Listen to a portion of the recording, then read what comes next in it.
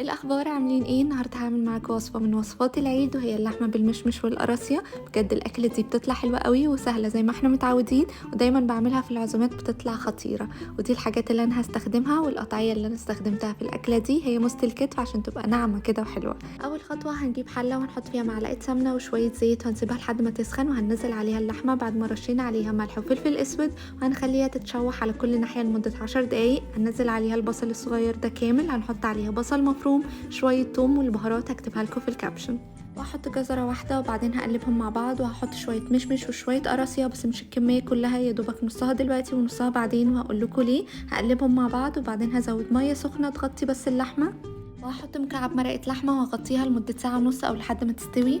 وأول ما تقرب تستوي هفتح عليها وهزود عليها معلقة صوص ديمي جلاس وهقلبهم مع بعض، وبعدين هنزود الملح ونظبطه. وما تنسوش تشيلوا الجزر وورق اللورة قبل التقديم. وخلاص اللحمة معانا بقت جاهزة واستوت. هحط باقي كمية المشمش والقراصية، ليه قسمتهم على مرتين عشان ما يطيروش معانا من الأول. وبس كده هقلبهم آخر تقليبة عشان ياخدوا من الطعم. بجد الأكلة دي لذيذة قوي وبتطلع حلوة قوي، وبحب أكلها على شعرية أو كسكسي بتطلع خطيرة. ودلوقتي زودت عليها شوية مكسرات. جربوها قولوا لي رأيكم، بالهنا والشفا.